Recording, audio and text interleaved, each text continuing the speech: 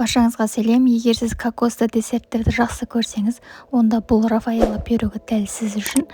Видеоны қарамастан каналыма тіркеліп алыңыздар. Ендеше бастайық. Ең алдымен ыдысымызға осындай ерітілген сары майымызды, оның үстіне қантымызды, бір жұмыртқамызды қосып, венчиктің көмегімен қантымыз ерігенше жақсылап араластырып аламыз. Енді оның үстіне електен өткізілген ұнымызға бір шай қасық разрахителімізді қосып, 2-3 бөлікке бөле отырып, қолға жабыспайтын жұмсақ қамыр илеп аламыз.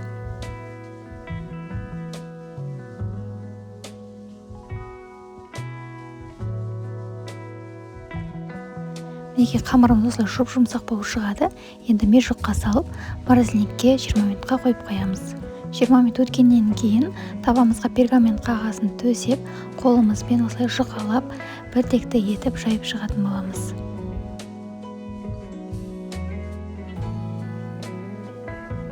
Енді қамырымызды осылай шанышқының көмегімен тесіп шығамыз. Асты жағының барлығы толық пісу үшін.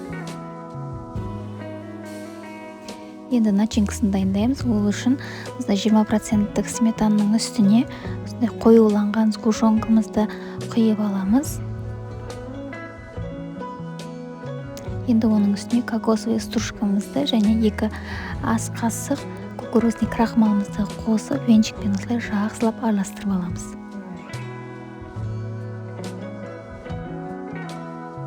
Дайын болған начинкамызды қамырымызға құйып аламыз.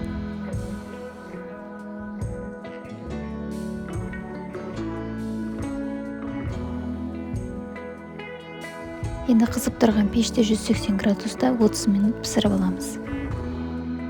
Неге пирогымыз пісіп шықты, енді толық суығаннан кейін табадан аламыз. Енді ең негізгі әдемілігіне көшеміз. Ол үшін осылай қайнаған ыстық суға ақ шоколадымызды 2-3 минутқа ерітіп алып, жаңағы начинкамыздың үстіне құйып шығамыз.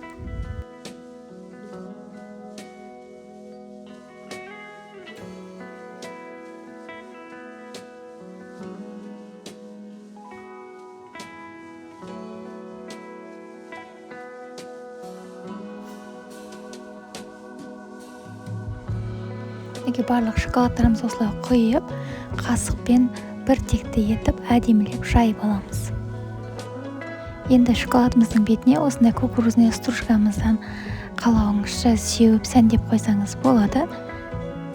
Енді пирогымыздың атауын беріп тұрған осындай Рафаэлло конфетін 2 бөлікке немесе бүтіндей сәндігі үшін бір шетіне осылай қойып қойсаңыздар болады.